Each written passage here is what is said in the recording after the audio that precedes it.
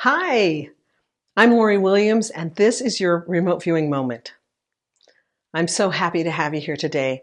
We're going to talk about viewing locations today and how viewing a location is really important because it can save a life. Now, you may think, what's there to it? Viewing a location. I just have to describe what's there, right? And that's absolutely right. It's simple. You just view what's there. But sometimes it's not as straightforward as you might think.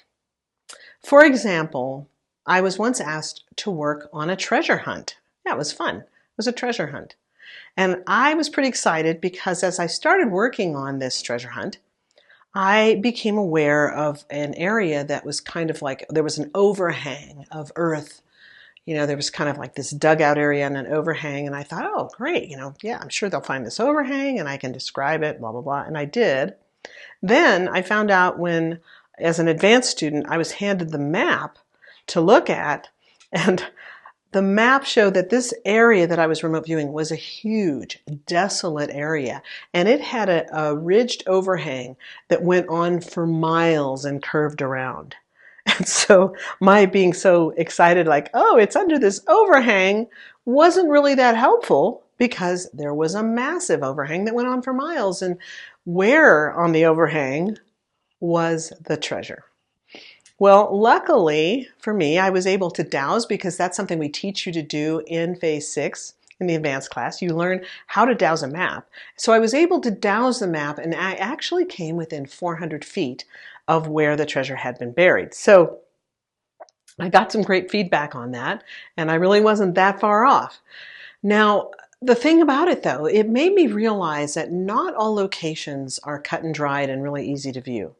One of the reasons that it's not cut and dried and they're not so easy to view is because some locations, like that one, is just a huge area of nothingness.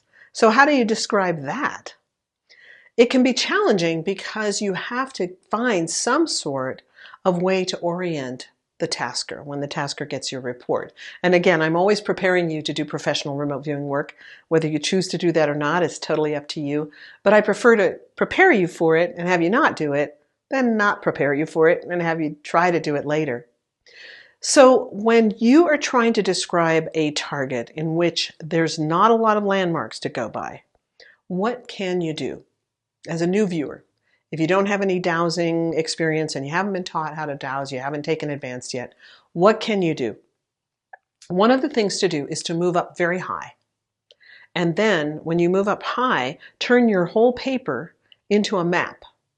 And just sort of, again, you're going to grasp for those quick little aperture of the camera opening up and showing you little things that you might see, shapes and sizes and patterns. So when you go up really high, even if you're above a pretty desolate area, there's probably going to be something in the area. There might be some shrubs, there might be some power poles, there might be a trashed junk car somewhere and somebody living in a little trailer someplace. There might be a road. There's got to be something out there. It's, especially if you move up high enough.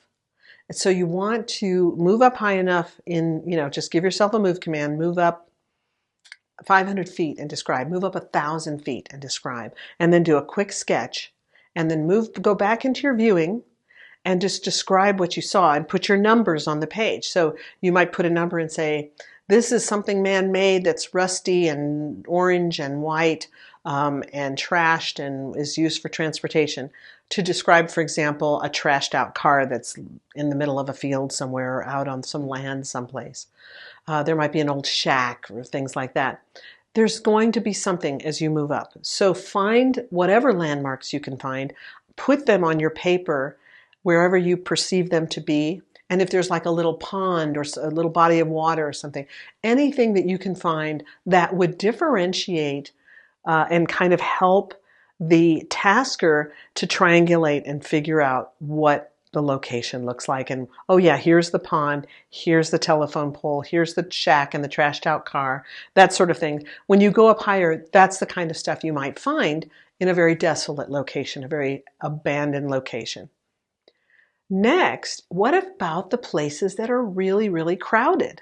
What about the places that are like packed out and has a library and a bookstore and a gas station, a grocery store. Most towns, even the smallest towns, have those basic things, right? So when you want to differentiate that, if let's say the police are looking for a missing child, again, you want to look for not only what makes this place unique, the colors, the shapes, the sizes, the patterns, the positions, the sounds, the smells, not only what makes it unique in that way, but you also want to be looking for how things are in relation to each other. You might remember when I talked about phase 3, the sketching, and we talked about how there might be a smell of a bakery in one spot, and then on the next corner there's the sound of children from a school, and the next corner there's church bells and things like that, and you can actually put where these things are on a piece of paper and help the police to know, oh, okay, there's only one corner in the town that has a bakery, a school, a church, and an auto body shop or something. And you've described each one of those things on all the 4 corners. So now they kind of know where to go in the town because of the way you created a unique spot in a town that's like every other town in your country. So these are just some basic tips on how to view a location. Look for unique things that are different from other locations. Move up high enough so that you can determine what's where and make a quick map on a piece of blank sheet of paper, just showing. And again, you don't have to be a wonderful sketch artist. You can use gestalts and your numbers for labeling. Remember how we did that in the cross-referencing? You put see page 7 for information, and then on page 7 you say see page 6 for sketch. You remember cross-referencing, right? So just turn your paper in this orientation and make the whole piece of paper your map. So you might have over here some man-made things, and then over here some man-made things, over here maybe some water, that sort of thing on your map, and you put numbers to correlate, and then on the next page you explain what those numbers are indicating. Like this number 1 indicates there's water here. Number 2 indicates there's some man-mades that are metallic and rusted, and put whatever descriptions you have. Okay, so I hope this has helped you, because being able to view man-made objects is a vital service and can save a life. You could help police locate a missing person. So keep that in mind. Again, I don't want to raise the bar too high or overwhelm you in any way, but just know that you can do this, and we're building your skill levels. So you're going to go from here to here in your skill levels by just sticking with us, watching a video every week, a short video, and then practicing the exercises we give you periodically. Okay, it's so great to see you, and I'll see you back here again next week.